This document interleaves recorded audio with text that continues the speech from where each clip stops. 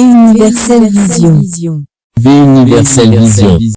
asalaamaaleykum amis internautes ñu ngi amaat mbégte ak contentement di leen dalalaat si seen beneen numéro ganu UV tey nag ñu dalal si monsieur El Hadj Diène di conseil municipal ici à Yeumbeul Sud monsieur El Hadj Diène ñu ngi lay nuyu. maa ngi leen di nuyu bu baax di leen di kontaan aussi tamit di jégalu si déplacement bi ngeen di def franchement lii day wane ne rek njëriñu askan bi si ngeen di dox waaw ku ne xam na ni ak dëkk bi ni mu demee man maa ngi tudd El Hadj Diène conseil municipal bu Yeumbeul Sud di liggéeyal Yeumbeul te Yeumbeul rek nag ñor na franchement voilà maa ngi jaajëfal ñëpp di nuyu waa Sénégal di nuyu département bu Pikine di nuyu aussi tamit département Kër Massar bi nga xam ni bokk nañ ko fi mu toll. donc monsieur El Hadj Diène ñu amaan mbégte di la wax dalal la jàmm si suñu émission donc tey yaa fi teewal le maire Bara Gaye donc tey ñu bëggoon xam exactement qui est le maire Bara Gaye. waaw loolu moom dinaa si sawar a tontu parce que ku ne xam na ni monsieur le maire Bara Gaye c'est un jeune bi nga xam ni dëkk Yeumbeul juddoo Yeumbeul yaroo Yeumbeul mën naa ni jeunesse am yëpp Yeumbeul la ko defee bu ñuy wax monsieur le maire Bara Gaye xam nañ ni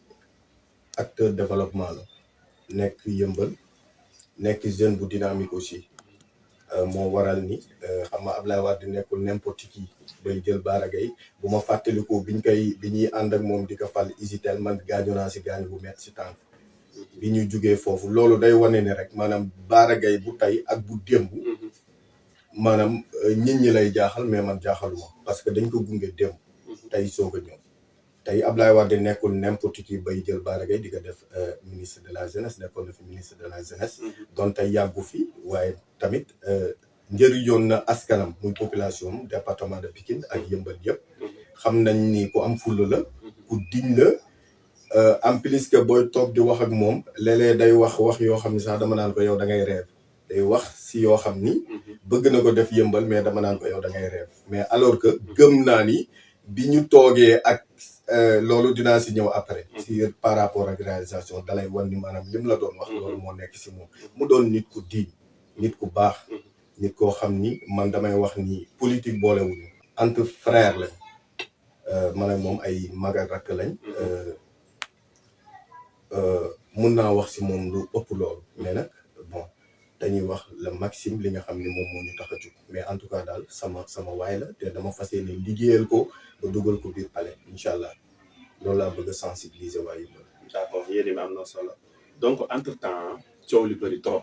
parce que boo xoolee depuis 2014 ans si je me trompe pas depuis 2014 ak léegi def naa moom moo nekk ci mairie Yeumbeul Sud fii nii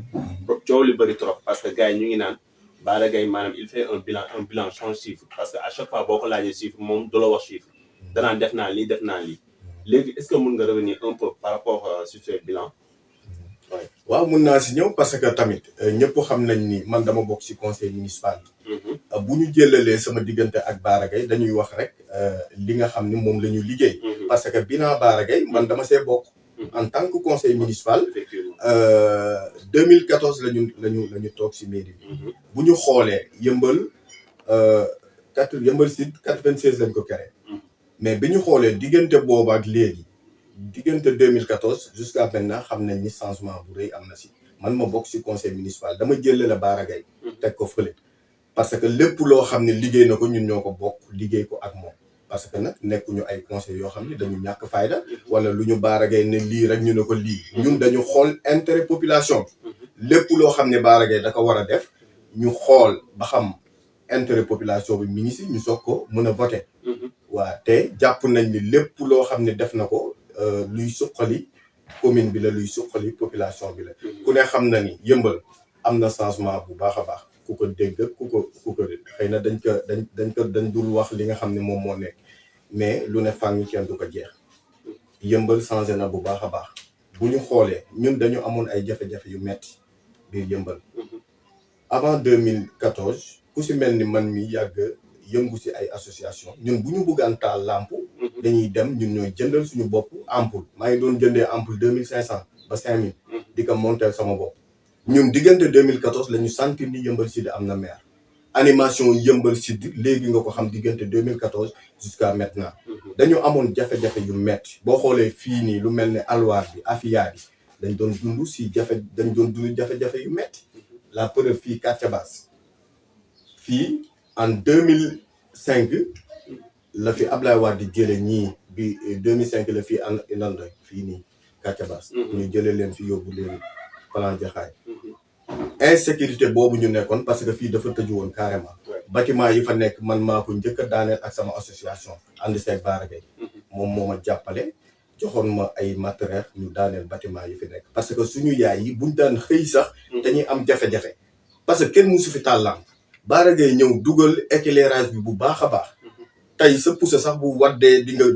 ko mën a gis suñu parents yi ñun dañ daan jug 5 heures du matin ñu leen di gunge ba tali ba ñu jël oto mais léegi doo gunge kenn dañuy xëy 5 heures du matin di dem di jaay jën duñu am benn problème tey insécurité boobu bokkoon na si li ma doon wax bu ma toogee conseil municipal dina bokk sama combat beneen bi mooy centre commercial ñaar yooyu ñoo bokkoon si sama combat bi ñu taalee éclairage bi taal nañ ko fii ñetti yoon mbedd mu mag bi ku fa romb xam ni wax dëgg yàlla maire bi ay la yowoon jàmbaar la parce que moo fi def lu kenn deful bu ñu xoolee si insécurité ba tey ku ne xam na ni ñun yëmbal sud dañu amoon jafe-jafe da nga fi daan dégg ay agression di fi dégg lu ne parce que amuñu sécurité yëmbal nord moo amoon police pour ñu dem foofu rek maanaam dinañ dox ba sonn mënuma lay mais ku mel noonu ñëw fexe rayante ba indil ñu police te nag damay wax ni sénégalais yi il faut ñu xam il faut ma xamal waa yëmbal sud ñun kii nu mu tuddati commune yàlla dafa def ni dafa am ay compétences commune dañ ko décentraliser dañ ko jox 9 compétences 9 compétences yooyu pourtant police bokkul si suñu compétence loolu état la war état central moo waroon tabaxal ñu police mais comme li nga maire di waxee monsieur le maire Bara Gaye ku ñaan ñàkk boo jëndee am ñun rappelé na ministre bi bataille pour ñu am police mais bu fekkee ñun dañu jàpp ni Bara doomu yëmbal ñu jàpp ni xëy na bokkul pouvoir dafay dem si moyen ni boppam kooku tey mooy taxaw di laaj maanaam ñu koy ngàntal kooku rayante ba indil waaye yëmbal li nga xam ne moom la état waroon def moom mu def ko kon gàcce ngaalaama lañ koy wax parce que loolu bokkul si suñu compétence bu ñu xoolee ñaar yooyu mu lu si mel ni police bi ak collège bokkul si suñu compétence ñun état compétence bi ñu jagle mooy jàng bu suufe bi si éducation mooy école élémentaire wala lu demee noonu mais collège bokkul si suñu compétence mais yow nga rayante ba tabax collège ñu waxati nga yëkkati si kaw def si lycée tuddee ko imam Sakhir Gaye waaw imam Sakhir Gaye ku ne xam na ni man foofu laa doon jàngee si école franco bi nekk tournal yëmbal mu doon suñu mag ju baax kooku tey si geste boobu mu def rek delloo na ay notable am li nga xam ni moom la ñu liggéey parce que yëmbal damay wax ni dëkku diine la dëkku maam Limaamu Laay la tey mag ñu baax ñi dafa am luñ fi liggéey te Bara Gaye du ko yàq da koy jëmmal chaque fois moo tax chaque jour mi ngi indi loolu nga xam ni mooy titre yooyu nga xam ni war na ko jagleel ay magam kon loolu doy na sax collège bi tey ñun dañ daan jàng Moussa Anta am entrée en 6e dem lycée Limamou Laye wala ñu dem ay Sicap Mbao wala ñu dem feneen ak feneen mais léegi dañuy jàng am entrée en 6e dox même pas 100 mètres 200 mètres nga dugg ci collège bi jàng boo paree dem ba am ba soog fa jugee kii benn dimbali nga parents yi nga xam ni peut-être doon nañ sonn ci seen wàllum éducation doom muy transport bi wala yu demee noonu loolu yëpp wàcceel nañu ko ñu jóge fa yow afia bi ku ne xam na ni dañu amoon jafe-jafe même au niveau de local ñun bu ñu amaan doom ñi dëkkee côté afia bi ñoom Sicap Mbao lañ doon amee doom alors que ñun ñi ngi doon joxe suñuy timbre waa Sicap Mbao alors que ñi fay amee kay fii la ñu dëkk yëmbal si am na ñoo xam ne yëmbal noor la ñuy dem tey Bara xëccal ñu foofu si afia tabaxal ñu poste de santé tuddee ko Cheikh Sidati Fall alliance Pocoti moom aussi tamit mu doonoon suñu frère bu jàmbaar yàlla na ko yàlla yërëm te xaare ko àjjana mu doonoon jàmbaar si Bara Gaye doonoon jàmbaar aussi si PDS moom aussi tamit mu sagalee ko loolu boo xoolee poste de santé bi moom ak kii bi Sakhir collège bi ñoo jàkkaarloo tey loolu doy na sax léegi kuy am doom da ngay dox même pas 100 mètres nga accoucher foofu ba si ki fa njëkk a am doom Bara Gaye lañ ko tuddee loolu doyul sax dama ni waa Yëmbal ñoom kontaan nañ ci Bara Gaye te comprendre nañu Bara Gaye ba tey si réalisation Bara Gaye boo xoolee emploi des jeunes bokkul si liggéeyu Bara Gaye ñun joxuñu ñu compétence boobu bokkul si ñun état la war mais Bara Gaye mi ngi jël 250 permis de conduire jagleel ko yii mu jox ko étudiant yii mu jox ko chauffeur yi nekk Yëmbal man bi muy recensé tournalu Yëmbal chauffeuru kalandoo yooyu nekkoon foofu di raxas oto sama kanam la kon loolu mi ngi participer si emploi des jeunes kon jàpp naa ni ki la jox ndekki bu la diggee añ war nga koo gëm centre commercial Al Maktoum boobu daf may gën a neex parce que ñun ku ne xam na ni Yëmbal Sud amuñu ay ressources yi ñu am munuñu par rapport à réaliser li Bara Gaye def ressources yi ñu am doyuñu c'est que mun naa ni parfois ñu poser ko question boobu fan nga jëlee xaalis alors que ñun bu ñu xoolee si Ablaye Wade rek duñu juum nit maire da ngay am vision ñun ak 3 bi ñu ko wàccee bëri na ay maire yoo xam ne wàcc nañ di def seen manifestation agent yi di joytu parce que fay ñu leen weer c'est le seul maire Bara Gaye boo xam ne benn agent musul génn di joytu monsieur le maire fay ñu ba si réalisation ba tey ku ne xam na ni ñun wax dëgg yàlla centre wu ñu woon sax bi Bara Gaye tabaxee bibliothèque dama ni ko yow da nga foog ni moom Yëmbal moom xaw ma nu ma ko waxatee maanaam dafa fier si Yëmbal Bara Gaye jël bibliothèque tabaxal ko étudiants yi ba nga xam ne tey ñun ñëpp dañuy dem di gëstu foofu étudiants yëpp xam nañ li may wax bourse yi aussi tamit mu dugal si lu am solo Bara Gaye ñaata nit la defal formation ñaata nit la may bourse moo tax damay wax ni Yëmbal ñoo amee njukkal Bara Gaye li mu war a def yëpp def na ko damay wax ni bi ñuy mujjee taxaw si conseil municipal ñu ngi doon xeex benn école élémentaire boo xam ne dañ ko war a indi si Afia bi parce que Afia bi ak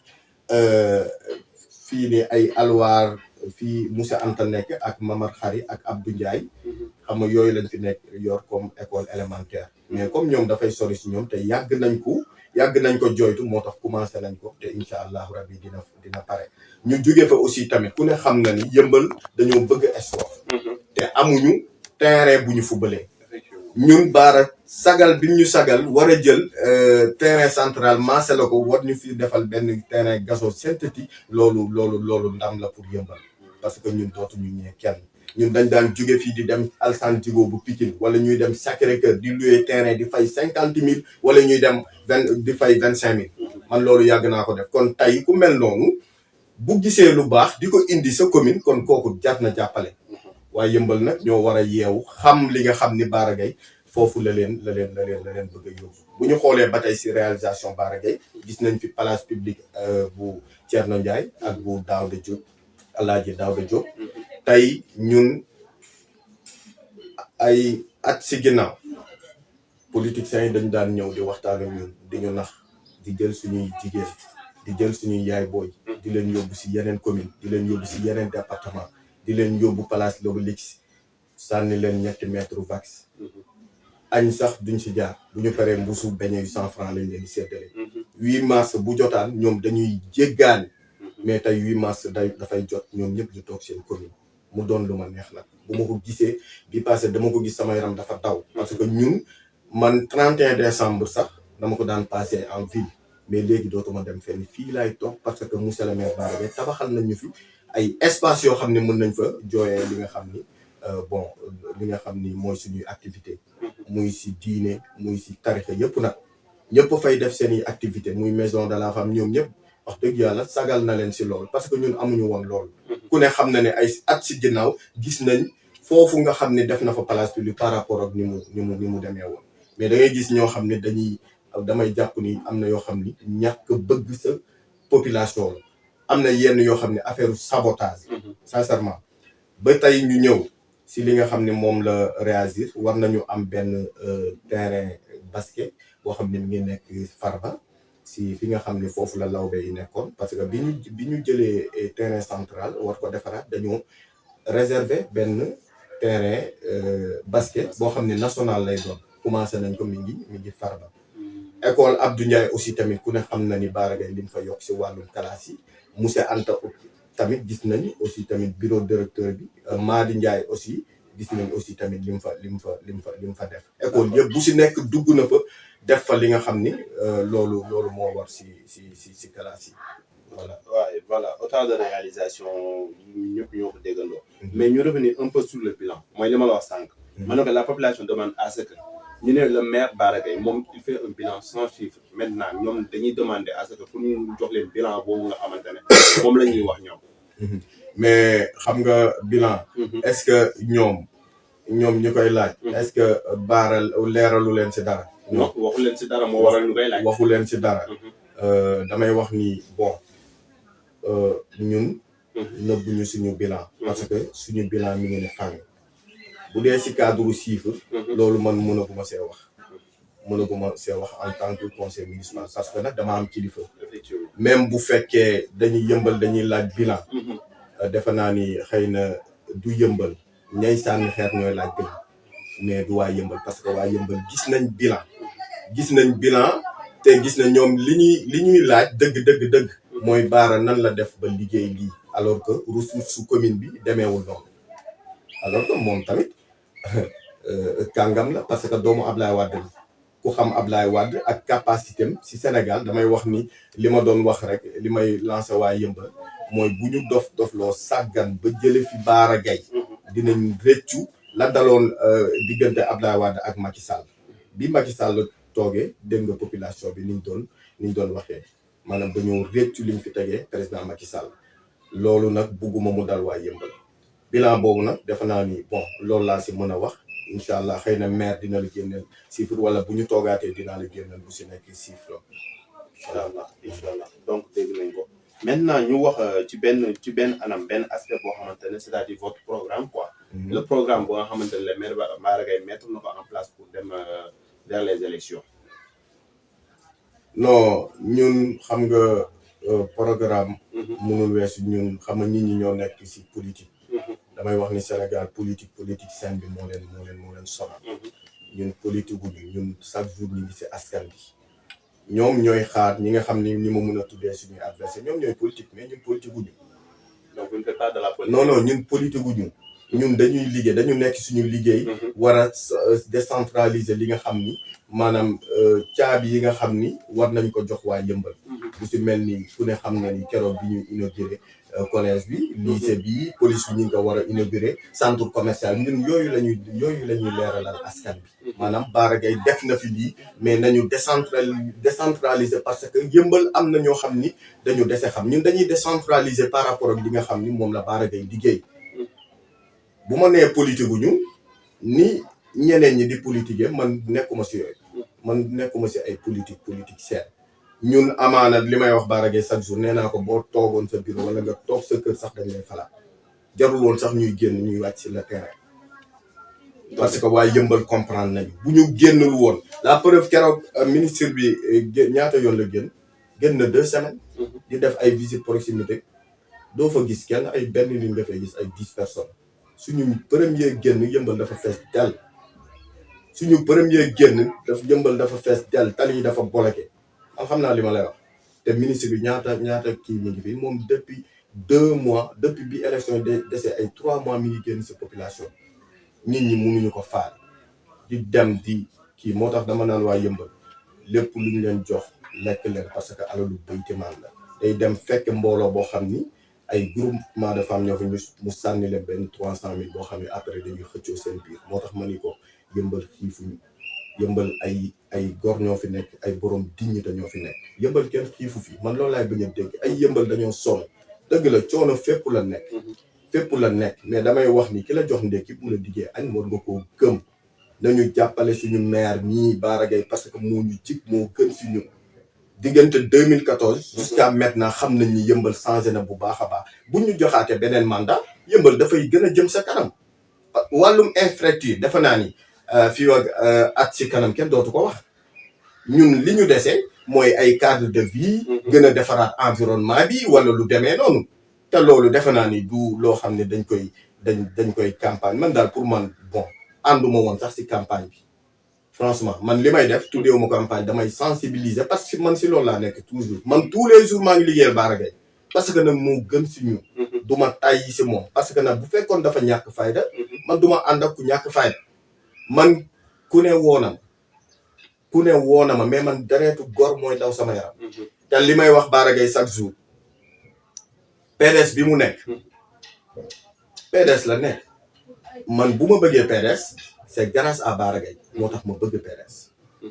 PDS Bara moo ma fa dugal moom laa gëm si politique sain moom laa gëm si PDS mooy sama leader moom nee na Abdoulaye Wade moo ko jàngal lépp lu mu xam man Bara Gaye moo ma jàngal lépp lu mu xam parce que moom laa gëm politique am si laay dox bu ma doon am royukaay si politique moom mooy sama royukaay moom laa gëm fu ma taxaw dama koy wax voilà. mais comme li nga ko waxee Bara Gaye PDS maintenant ñu dégg leen ci beneen coalition muy Yewwi Askan Wi pourquoi le choix. non le choix. yëmbal yëpp mën nañ ko juger. yëmbal yëpp juger nañ ko xëy na yow yaa may poser question bi mais yëmbal yëpp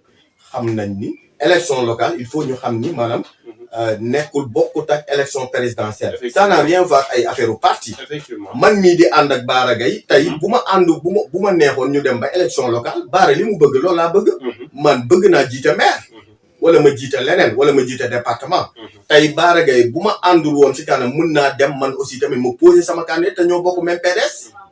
tey moom li tax mu dem si coalition. dafa xam ni bi ñuy soog a ubbi ay waxtaan si coalition. PDS moom demoon na Yewwi Askan xëy na après dafa génn Yewwi Askan bi mais Bara Gaye bu gisee ni dëgg moom du PDS mooy dem moom yëmbal ñoo soxla maanaam yëmbal moo soxla mais PDS soxlawul yëmbal la liggéeyal war a continuer liggéey waaye léegi bu fekkee moom li tax muy am ndam si yëmbal maanaam fii la war a jaar mais bu doon man dama fay jaar Yewwi Askan bi ku ne xam na ni PDS parti yi mu defal coalition ñoom seen représentant fii amuñu fi doole ay ñoom Abdou Mbaye dañoo am base politique fii yëmbal lu mel ni Yewwi Askan bi ku mel ni Ousmane Sonko wala Pire wala Khalifa Sall xëy na ñoom am nañ base politique fii yëmbal mais bu fekkee si par rapport ak yi nga xam ne PDS duggee nañ ko seen coalition boobu xëy na am nañ feneen base mais fii amuñu fi base kon Bara Gaye bu fekkoon dafa dugg si coalition boobu yaakaar naa ni maanaam akas néew ñi ànd ak moom ñoo koy jàppale mais ñooñu may tudd moom amuñu fi représentant mais ñi mu àndal ni ku si mel ni waa Pire ak waa Pastef waa Khalifa Sall ak ñeneen ak association yi mu àndal yaakaar naa ni ñooñu ñoo koy jox ndam te am nañ ci yaakaar bu baax a baax parce que nag nit booy dem xare ji mais bon da ngay jël sa matukaay mu leer la ne fii may dem bu ma fa demee nga am sax yaakaar ndam mais ngay dem si élection yaakaaroo si ndam mais nañu waxante dëgg diggante moom ak PDS dara nekku si ñun ñoo ngi PDS tey ñoo ngi PDS ëllëg dañu dem si coalition te incha allah yàlla dañu ñaan yàlla may ñu si ndam tey la ñu gën a nekk doomu Ablaye Wade tey la ñu gën a nekk PDS loolu moom askan bi yëpp xam nañ ko moo waral ñu kii yeew lii nii mooy kii Yewwi Askan bi waaw semaine bu Yewwi Askan bi moom la ñu duggee xam nga ñun dañ daan duggee mboq mi mais ren duggeewuñu mboq mi képp koo xam ne da nga bëgg a jàppale Yewwi Askan bi boteel monsieur le maire Bara Gaye pour mu am deuxième mandat pour yëmbal jëm sa kanam par rapport ak ni ma ko mën a analyser élection yi buñ si jugee ba joxaat Bara Gaye yëmbal dinañ gis lu doy waar si cadre de vie si environnement ba ñun dootuñu ñeewati kenn moo tax may rappeler population yëmbal sud lii nii moom mooy suñu gànnaay lii nii mooy suñu gànnaay duggeewuñu mbokk bi Yewwi Askan bi la ñu duggee képp koo xam ne da ngay bëgg Bara am deuxième mandat pour yëmbal gën a changé da ngay jël lii lem ko ba mu rafet nga dugal ko si enveloppe mais nag élection yi dafa am benn loo xam ne foog ñu leeral si loolu lañ doon def voilà mu nekk wàllum le système de vote ñu ne ko système vote bi dafa changé maintenant parce que boo xoolee apparemment deux votes la au niveau communal et au niveau départemental askan bi demandé à ce que les votes yu nekk nan la war a dem parce que ñu bëri leeru si seen bopp waaw vote bi ni muy demee la première chose li may wax chaque jour parfois sax ma def benn vidéo dugal ko esthétique pour par rapport ak nit ñi gën si yeew chaque jour maa ngi xool nan laay décentraliser pour par rapport ak département bu bees bi mais nag département bi moom moo xaw a moo xaw a sonal nit ñi par rapport ak ñi mu leerul seen nopp. dëgg la bëgg nañ bokk nañ si département de Kër Massar. mais am na loo xam ni mënoon nañ ko def ba pare soog a lijjanti leneen bi parce que lu si mel ni carte d'identité yi nga xam ni changé nañu ko. mënoon nañu bàyyi ba élection yi jeex mais bu fekkee dañu dem élection même pas 1 mois xaw ma 3 semaines nga bëgg a changé ay carte d'identité dina am ñoo xam ni peut-être askan bi am na ñoo xam dinañ tàyyale dem jëli seen carte d'identité wala ñu nekk si yeneen activité yoo xam ne mooy loolu. te man li ma jaaxal si affaire boobu maanaam communication bi dafa des. ñun waa Yeumbeul ñun ñooy communiquer suñu bopp maanaam du benn télé bu may gis au niveau nag ñuy sensibiliser ne département de Kër Massar dañuy changer seen carte d'identité wala gisuma ko fenn ñun ñoo koy sensibiliser suñu bopp. kon loolu moo lay war ni politique mi ngi ci kon li may sensibiliser askan bi ñu dem ñu jëli seen carte d'identité bi nga xam ni département de Kër Massar la bokk parce que ku ko jëliwul doo mun a voter ci élection yi parce que suñu carte d'identité kii moo si nekk département Pikine moo si nekk alors que léegi dañu changer carte d'identité yëpp def ci département de Kër Massar léegi nag képp koo xam ne bëgg nga jëli sa carte d'identité da ngay dem ci fa nga daan voter commission yi mi ngi fa nga récupérer sa carte d'identité bi ñu def département de Kër Massar nga mun a dem voter Bara Gaye mu am 2e mandat léegi nag day am au niveau local ak département léegi ñun dañuy voter ñaari yoon maanaam ki nga xam ni dafay voter Yewwi Askan Wi dafay jël kii mu lem ko dugal ko ci enveloppe mais enveloppe bi sax duñ ko kii da nga koy kii noonu rek doo ko sax tëj carrément da nga koy dugal boo ko dugalee nga dem dugal ko kees bi ñuy def commune léegi beneen bi nga demaat jël 5 candidats la ñu am je pense. 5 au niveau départemental ou au niveau local. Au niveau local vous avez 5 candidats la ñu am. léegi da ngay jël 5 yi yeneen yi. mun nga ko sànni si mbalit ba nga jël bii mooy bi gën. bii mooy bi baax moom ngay jël moo si weex tàll yor couleuru islam nga jël ko dugal ko si enveloppe bi dugal ko si kii bi au niveau de commune. après nga demaat tànn si yooyu aussi jëlaat bii parce que chaque jour bii mooy bi baax bii la Bara Gaye bëgg ñu def bii la. département bi bëgg nga jël bi dugal ko au niveau département bu ko defee nga dem toog sa kër xaar incha allah ndamu Bara Gaye incha allah ak suñu ndamu Yewwi Askan Wi. macha allah dégg nañu kàddu yi donc di wax une fois rek que ni ci wàllum kii bi nu mu tuddee wàllum vote bi. que ni leer na ci bopp askan bi parce que askan bi yëpp lii lañ doon xaar. nan la ñuy voté donc ñun ñëpp ñoo ko déggandoo léegi monsieur El Hadj Diène ñoo amoon mbégte ak contentement tey dalal la fii tey suñu seen YouTube Universel Vision. ak éclaircissement yi nga xamante ne indi nga ko par rapport ak ci bilan maire bi. ak ses réalisations. ak kàddu yi nga fi jëgati leer na nañ ci bopp askan bi yaakaar naa ñu doon lam-laame. di laajte ku nekk di laajte lan la fi maire def entre 7 ans et ainsi de suite yëpp ni nga ci éclaircissement ñi nga amante ni ma la ko waxee ñu amoon mbégte ak contentement di la dalal di la wax sa dernier mot lan lay doon. waaw li may wax rek dinaa joxe benn ab cant boo xam ne dama koy cant waa coalition Yewwi Askan Wi au niveau de Yeumbeul Sud maa ngi sant madame la maire Aminata Sall moom mooy suñu directrice de campagne mais nag damay wax ni Bara Gaye ku set loxo la parce que bu setul woon loxo coalition bi tey ñi ànd ak moom waa Sonko waa Pastef ak waa PUR tey boo leen gisee da ngay foog ni sax waa PDS lañ da ngay foog ni ay maanaam Bara kese moo la ñor alors que si coalition la ñu duggee te damay wax ni maanaam lu si mel ni Pastef wala yeneen parti mënoon nañu am seen candidat au niveau de local mais doyloo Bara Gaye ak am confiance ci moom moo tax ñu jël ko parce que li Bara Gaye mën ñeneen aussi mën nañ ko mais xam nañ ni wax dëgg yàlla ay la yëwan Bara Gaye moo fi nekk moo tax ñu ñëw ñoom ñëpp ñu ne duñu am candidat au niveau de local ñëw ñoom ñëpp ñu appuyer monsieur le maire Bara Gaye loolu doy na sax doy na ndam maa ngi nuyu waa Pastef ak coalition bi ñu bokk yëpp ñoom Malick Gakou Ousmane Sonko Khalifa Sall ak bépp coalition képp koo xam ne rek yaa ngi si coalition bi ñoo ngi lay sant di la gërëm di leen wax ni incha allahu rabbi ndam li moom Yewwi Askan Wi au niveau de Yeumbeul au niveau du département de Kër Massar yëpp incha allah dinañ ko gagné li may wax rappeler waa Yeumbeul ñu gën a am patient parce que li may wax rek chaque jour dama daan taxaw naan Bara Gaye produit la ñun waa Yeumbeul buñ ko sax joxe la nañu am lu ñu réservé parce que dinañ ko soxla duñ ko mën a am man fi ma tolloog Bara Gaye mooy fi nga xam ni tey président Macky Sall tolloon na fa si diggante moom ak waa Fatick wala Idrissa Seck tey ñun waa Yeumbeul foofu la ñu toll ak moom wala fu ko raw tey boo génnee Bara Gaye diggante 2014 nga def sondage parce que sondage yi may def yëpp ministre boobu xaw ma ministre la xaw ma nu mu demee noonu yow koo xam ni musuñoo gis sa participation si Yeumbeul xam nga damay joxe benn exemple ku mel ni Demba Ka mi nga xam ni frère Bara Gaye la papaam nekk chef de quartier au niveau de Yeumbeul Sud kooku tey ba mu gisee monsieur le maire Bara Gaye di góorgóorlu woo na Bara Gaye ne ko lan nga bëgg ma jàppale la si